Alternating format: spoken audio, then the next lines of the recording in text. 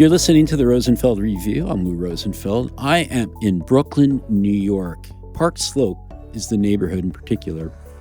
And I'm joined by my neighbor, Robert Stribley. We are actually in the studio together on Garfield Place in Park Slope, if you've been around these parts. Robert, neighbor, welcome. Great to be here. Yeah. Glad we could meet up in the neighborhood. Yeah, that's really nice. In fact, I got Robert to join me on this podcast today, primarily by offering to have a beer with him right after. It worked. I'm not even sure where we're going to go. Right. But you are probably wondering why Robert has joined me besides being a ostensible drinking buddy. Robert is the author of one of our most recent books, Designed for Privacy. Ooh, I forgot the subtitle. This happens to me all the time, so I got to grab it. I remember the titles. Designed for Privacy, Keeping Personal Information Private. So, I want to get to this in just a minute. I just want people to know a little bit about you, Robert, besides the fact that you wrote this book. I would call you an industry veteran in that you worked at Razorfish, which means we're talking some years back. That's right. I won't make you say the year, but you've got some really great experience at agencies like Razorfish, obviously, and Publicis Sapient. Also worked with a lot of big brands over the years, and I'm really interested to start out here in knowing at what point in that career arc did you start thinking about privacy? Did it just sort of sneak up on you, or was there some horrible experience that you maybe went through firsthand? It's a great question, and I tried to trace that back in my mind when I started writing the book because I thought that was important. And it is rather difficult to pinpoint it. But I would say that probably the advent of the iPhone had something to do with it, the ubiquity of them and of cameras within them.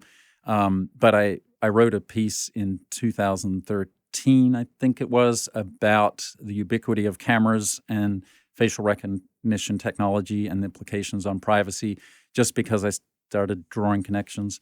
And from there, I think I just over the years, sort of via pattern recognition, I noticed a thing here, a thing there that was an online privacy problem.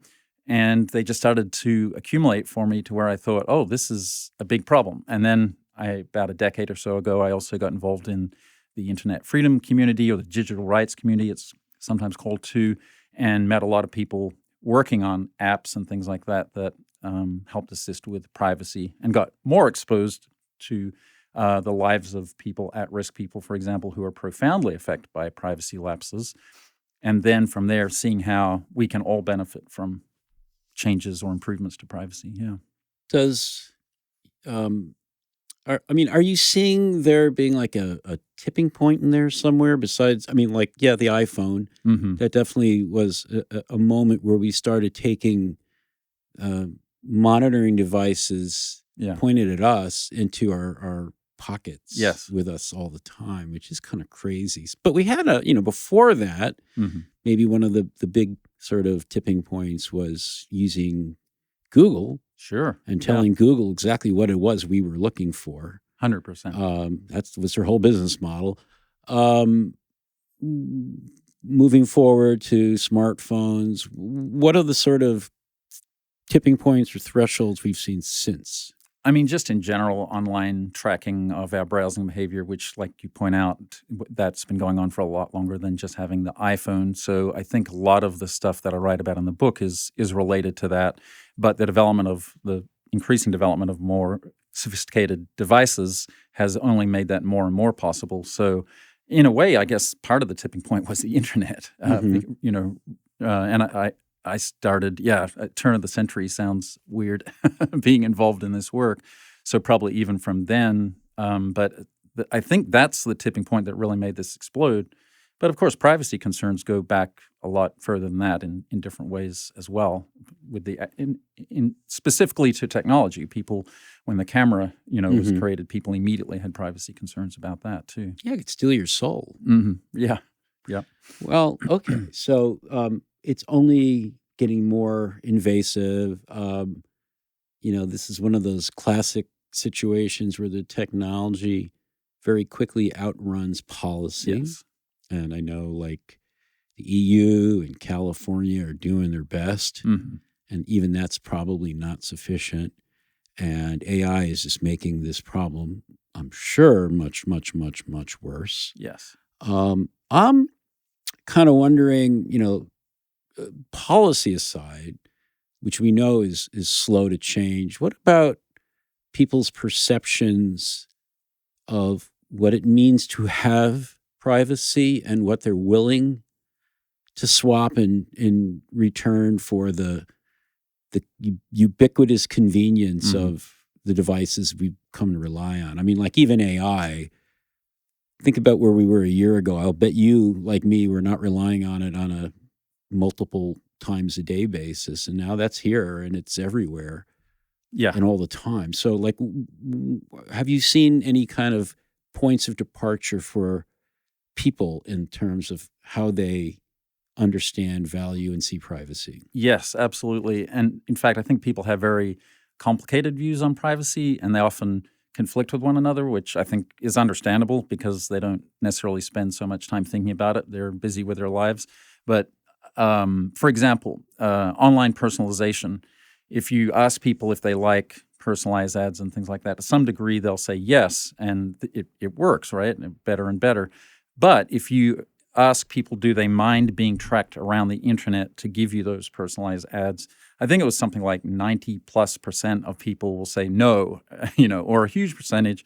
And a lot of people in other studies have been shown to say they don't feel like they have any control over their data. But we have what I think you kind of just alluded to is this handshake experience every single day where we access things for free, quote unquote, because we want to interact with them. And we have created these patterns that make it very easy, very little friction to get involved with those experiences, all the while you're surrendering your data. So I think to some degree people do understand that. But what made me increasingly concerned is I don't think most people understand the degree to which that information is spread around and with whom it's spread around and everything like that. And as you also hinted at, it's not something we can keep up with very well. The regulations can't keep up with new technology, and AI is only making that probably exponentially more of a problem as well as everyone rushes to use it, not necessarily thinking about the implications of what happens with the data that you put into AI.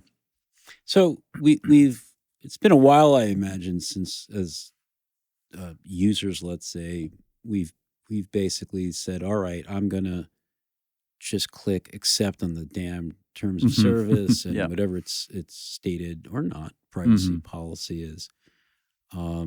We almost don't have a choice any longer if we want to function as part of the world that we Right. inhabit.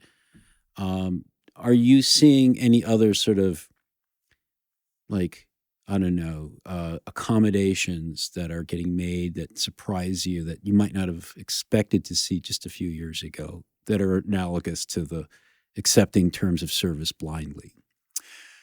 As far as causing problems for people Yeah. from a privacy Yeah. perspective, well, I did just mention AI, and I think Mhm. a lot of times people think when they're interacting with that it's safe because they're just interacting with this algorithm, but they don't realize that there's so many things that can go wrong with that. So one of the things that I've been researching a little bit more recently is the idea that if you anonymize data, let's say, and put it into AI, then you're safe. But there's techniques for de-anonymization.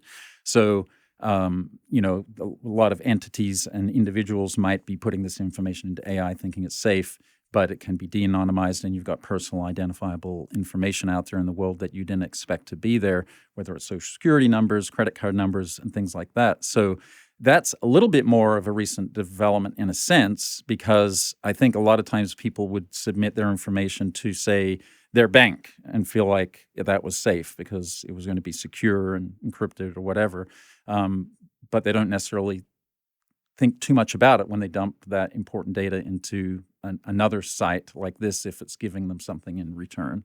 So it's sort of the same sort of dynamics there. Is the ease of use and what you're getting in return makes it too easy to put sensitive stuff in there. Yeah.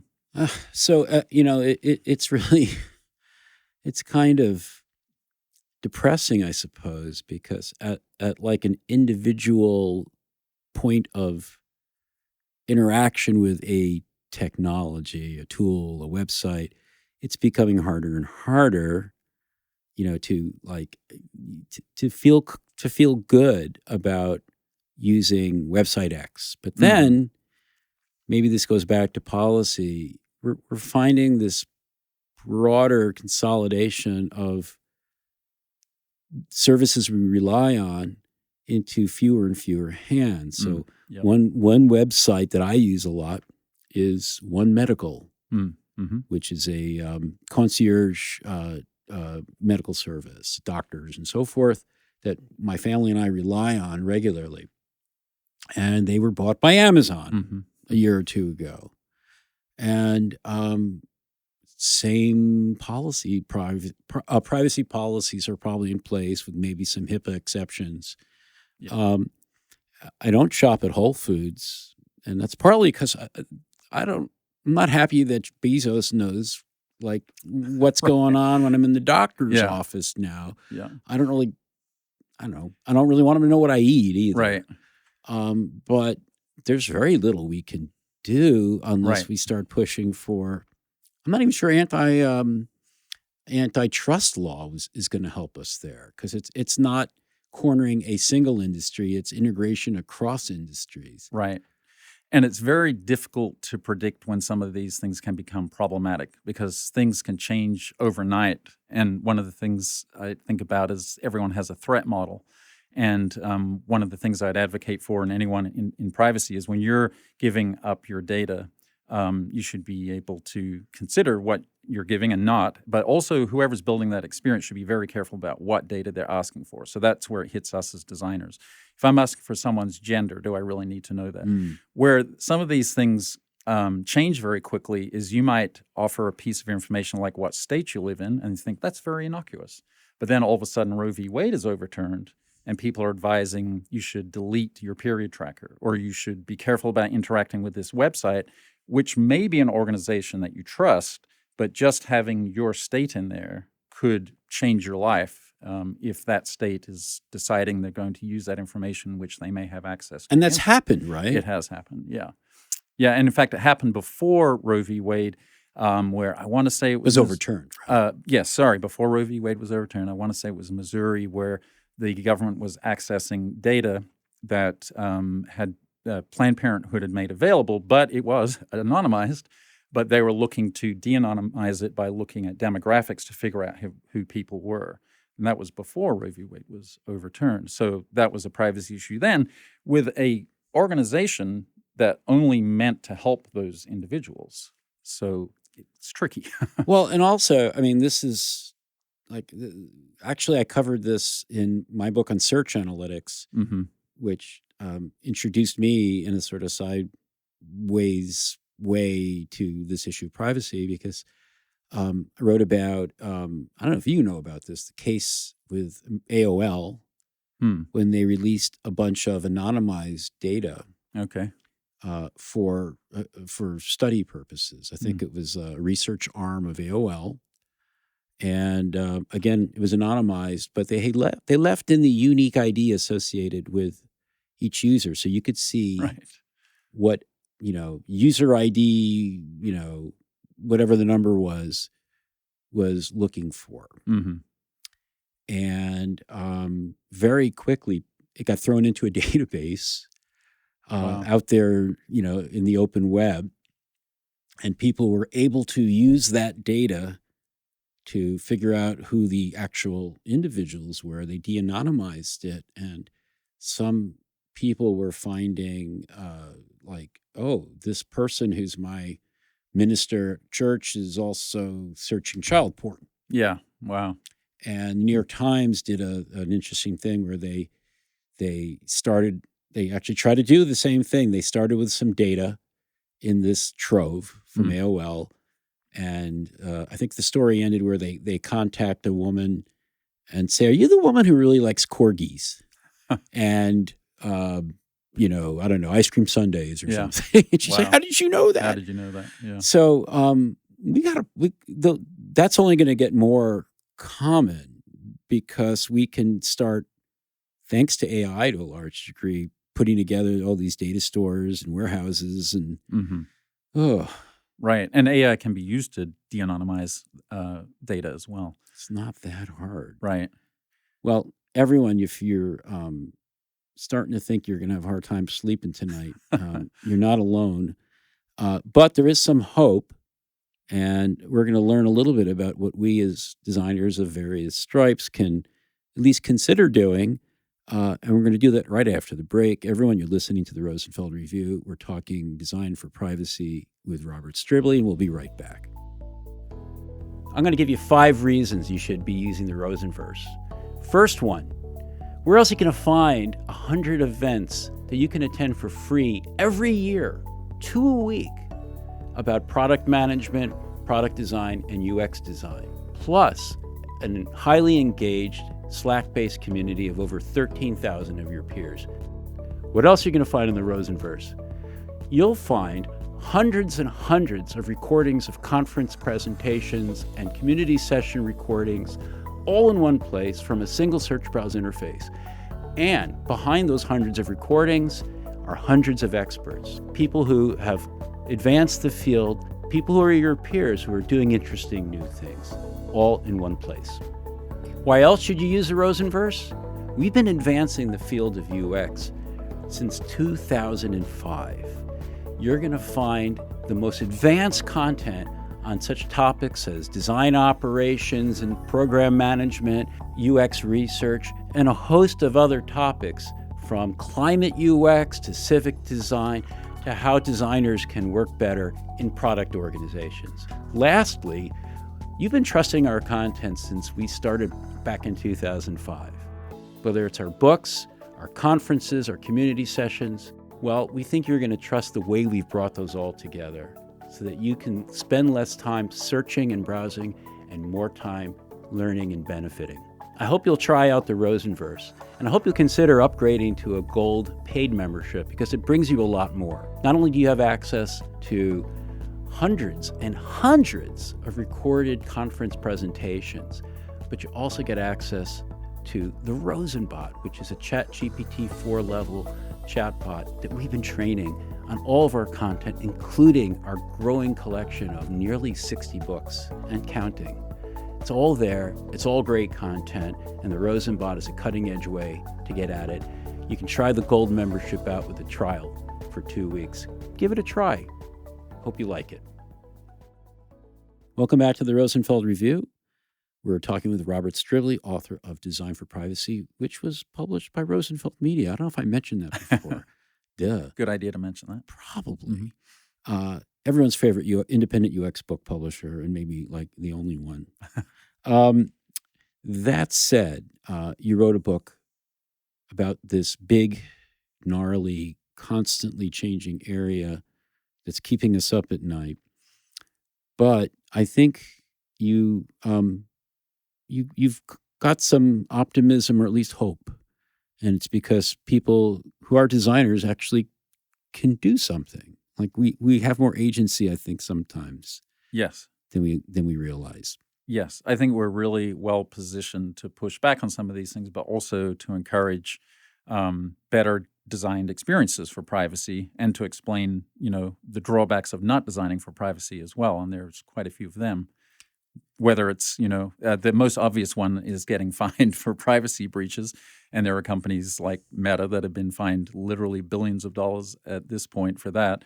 But there's also loss of, reputation. There's loss of customers. and there's plenty of other places where that data gets out into the wild and people are just going to abandon using your experience too. So, well, I'm hopeful that just like good customer or user experience is starting to become a differentiator for, let's say, financial services, which ultimately are more and more just a commodity that you have to then build a experience on top of. Yeah.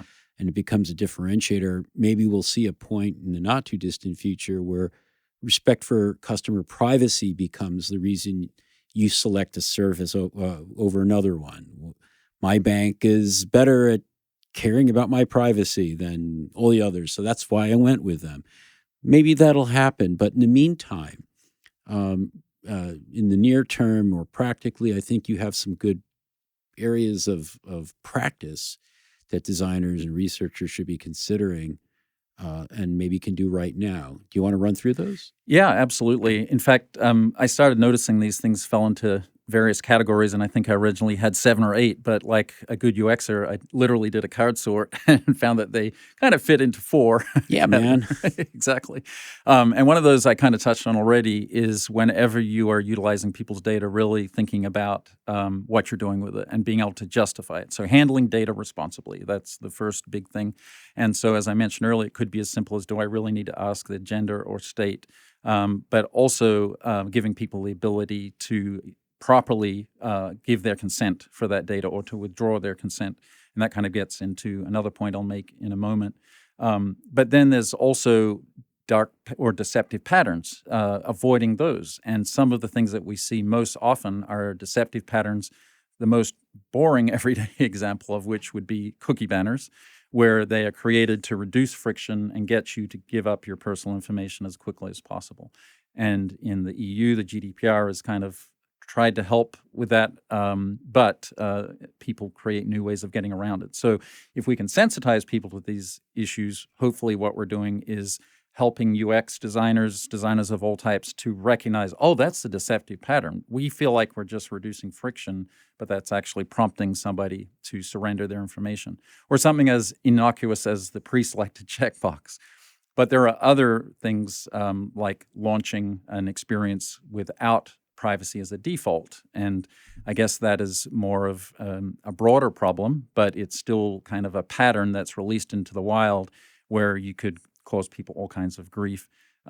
Popular examples of Strava, where they released a feature that when you ran by somebody, it would pop up a little picture of them and their running route and even potentially their name, depending on their username. And so people began complaining this is like stalkerware, which I don't think they intended it to be that, to be fair, but they didn't think about the implications of that design pattern being on. Yeah, weren't there maybe U.S. military folks stationed in dangerous areas overseas, and they were being stalked on Strava? I think that got some initial flack, absolutely. And then there were women who said, who in their right mind would design something this way?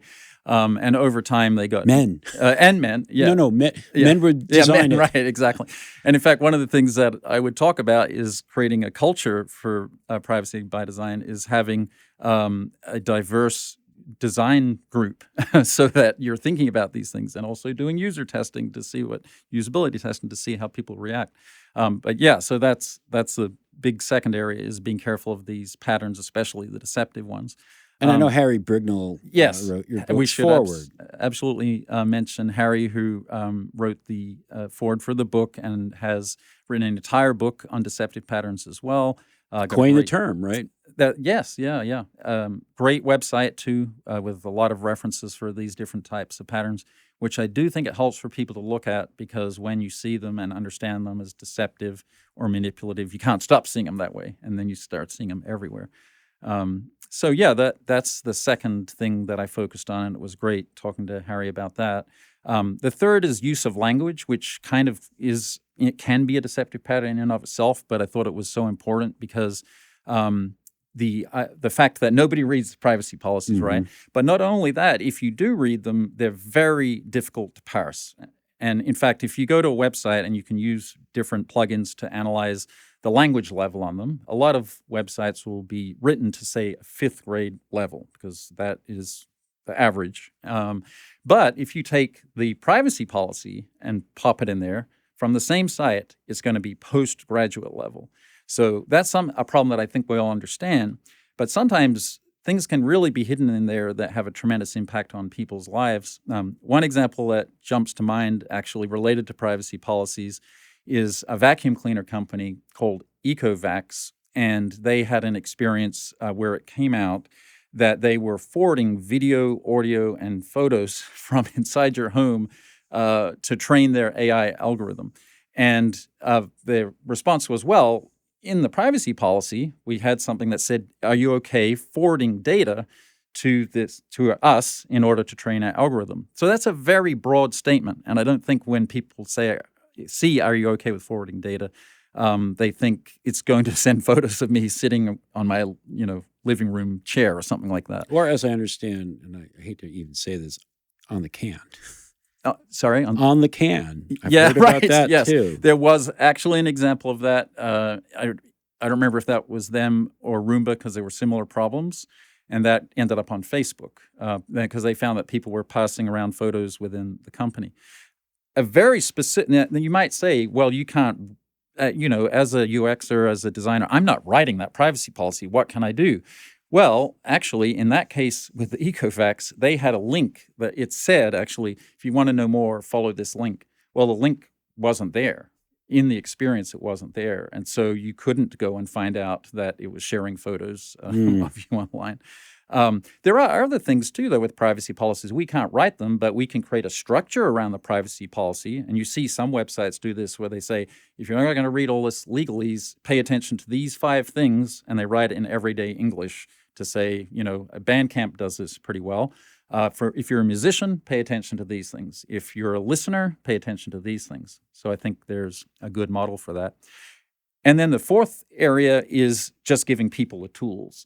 And a lot of sites or experiences will give you some rudimentary tools for monitoring your own privacy or controlling your privacy, but a lot of times they'll bury them, or they will also include not the greatest patterns, so that you'll have to go in and say uncheck every single checkbox instead of just having one button to say I don't want to share any of this information, or they just won't have features at all. Or the most common one is just to have everything on by default. Do you want to share your location? Sure, okay. Or do you want to share your data with all these third parties? Or in some cases, Facebook famously did this several years ago. It might have been private by default at first, but without much warning, they just make all of your likes and everything public overnight, and you'd have to go in to their settings and change them again. So, there's a whole lot more we could say about the tools and giving people more of them and nuanced tools. And I think to some degree we'll probably be required to do that in the future, but that's something where designers can work on making those better and more easily available and more prominent now. And your book gets into this. I mean, you could go a lot deeper, but that's why you wrote the book. Right, exactly. So everyone, if you want more, you should be picking up a copy of Design for Privacy at rosenfeldmedia.com or wherever you get your books, even those folks known as Amazon. Although I'd rather you not, but that's another story. Robert, this idea of tools that are local to sites that help you kind of monitor privacy while you're on the site makes me think, are there tools now or soon that would be your tool to go with you, like a plug-in to a browser that would say, you don't want to use this site. They're going to screw you. They're using certain deceptive patterns, blah, blah, blah. Yes.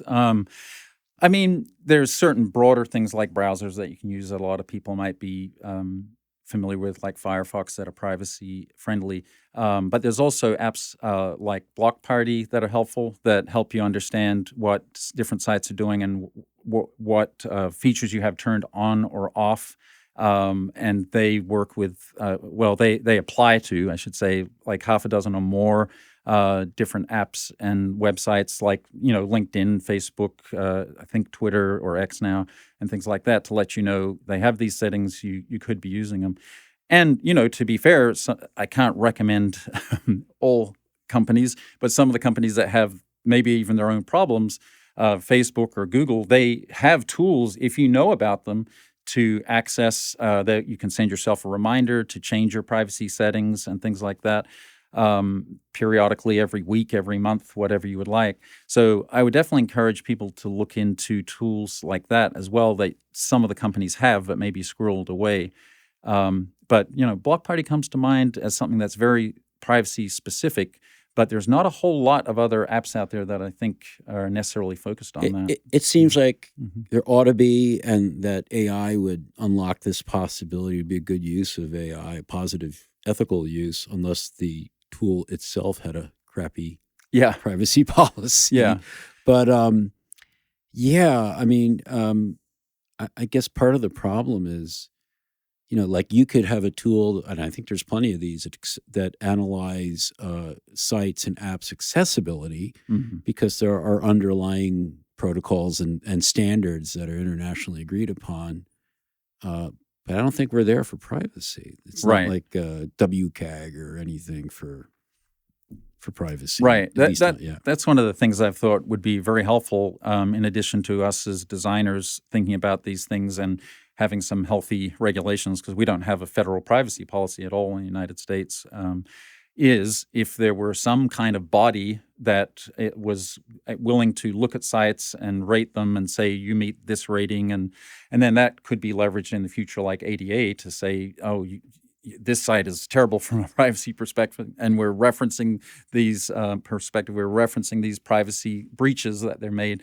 So it wouldn't have to be law, but it could just be a body that focuses on things like that. Yeah, and especially right now, at least at the federal level in the United States, they're becoming the biggest violator. They're the ones that are asking the Metas and the Apples and the Googles, subpoenaing them for data, and those companies, sadly, are just kind of buckling without much fight. It's kind of surprising. They seem to be. That's why it's hard to recommend some. I can point to good examples as some of the companies are doing, but I'm always hesitant to recommend them from a privacy perspective because they usually have other areas where they're not doing great at all. Yeah. Well, it'll be interesting the next couple of years. I hope we'll see, somewhere, someone at a political or policy level sees that this is a winning issue and maybe opens it up to broader, national or international discussion, just like we've seen with accessibility. Obviously, accessibility rules aren't perfect policies, but they do get things further. I hope we see something like this for privacy. In the meantime, if you're listening, I'm just going to, push the book one more time because there's a lot of positive things that you can do today that Robert's helping you do with his book, Designed for Privacy. Give it a look.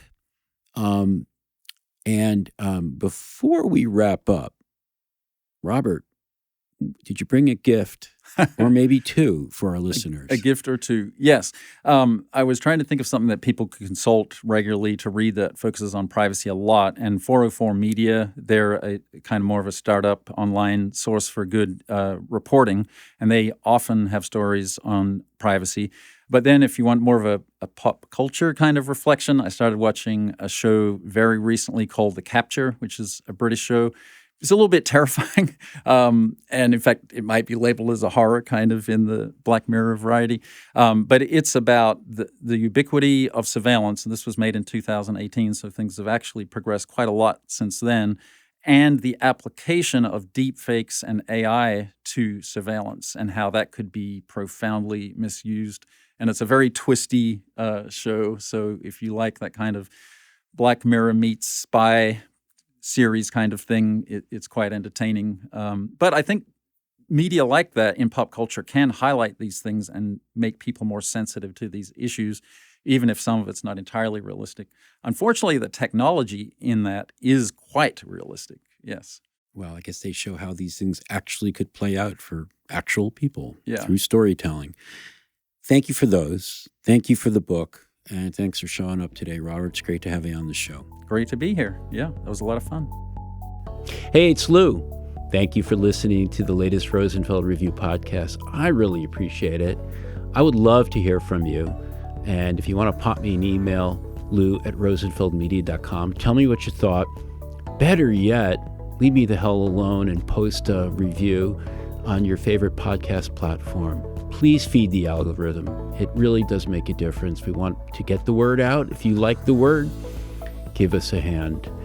And while I'm asking you for favors, don't forget, buy books. Support your favorite local independent publisher. We happen to be one, rosenfeldmedia.com. All those great UX books are there. So, thanks again.